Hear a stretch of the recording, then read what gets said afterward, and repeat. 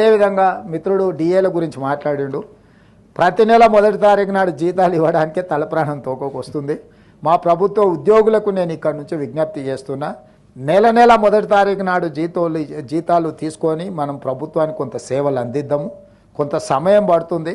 ఈరోజు ఏమాత్రం ఏం చేసుకున్నా ఈ వ్యవస్థ కూడా దెబ్బతింటుంది. మన మొదటి తారీఖు నాడు జీతాలు ఇవ్వడానికి రిజర్వ్ బ్యాంకు దగ్గర అప్పుడప్పుడు చేబదులు అంటారు కదా అధ్యక్ష, ఊర్లలో అంటాం కదా, బ్యాంకు లోను షూరిటీస్ కాకుండా చేబదులు మళ్ళీ ఇస్తాం. 4,000 కోట్ల రూపాయలు చేబదులు చేసి ఫస్ట్ నాడు జీతాలు ఇచ్చిన అధ్యక్ష.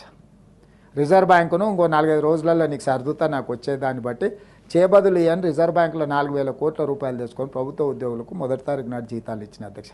అందుకే దయచేసి మా ప్రభుత్వ ఉద్యోగులకి ఈ ప్రభుత్వం మీది, అన్ని లెక్కలు మీ ముందరనే పెడతా. ఏది ఎట్లా పంచుదామో చెప్పండి, ఏది ఆపుదాం ఏది పంచుదాం.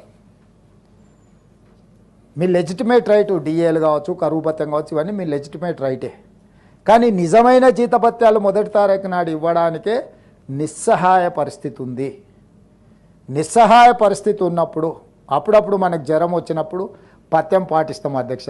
మీకు ఐడియా ఉంది కదా అధ్యక్ష. కొంచెం ఆరోగ్యం ఇట్లట్లయితే ఒక వారం రోజులు నాన్ వెజ్ తినడం మానేస్తాం, తెలుసు కదా అధ్యక్ష. మనం అట్లనే మనకి ఏదైనా పరిస్థితి, రాష్ట్ర ఆర్థిక పరిస్థితి కొంత బలహీనంగా ఉన్నది. మా ప్రభుత్వ ఉద్యోగస్తులందరినీ నేను విజ్ఞప్తి చేస్తున్నా, అదనంగా ఏం కోరికలు కోరకండి. అప్పుడప్పుడు మా వాళ్ళే కాబట్టి, కుటుంబ సభ్యులు కాబట్టి బెదిరిస్తారు, ధర్నా కోతాం, దీక్ష కోతాం, లేకపోతే బంధు పాటిస్తాం, లేకపోతే పెన్ను డౌన్ అంటారు, లేకపోతే అది డౌన్ అంటారు. ఏది డౌన్ అన్నా మొత్తం ప్రభుత్వం డౌన్ అయిపోతుంది.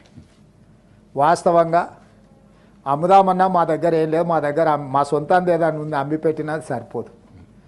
మనందరం జపాన్లో ఒక పద్ధతి ఉంది, నిరసన తెలపాలనుకుంటే ఒక 2 గంటలు ఎక్కువ పని చేస్తారంట అక్కడ ఉత్పత్తి. అంటే ప్రభుత్వానికి నిరసన తెలపాలనుకున్నప్పుడు జపాన్ లాంటి దేశంలో ఉద్యోగస్తులు ఒక 2 గంటలు అదనంగా పనిచేస్తారంట.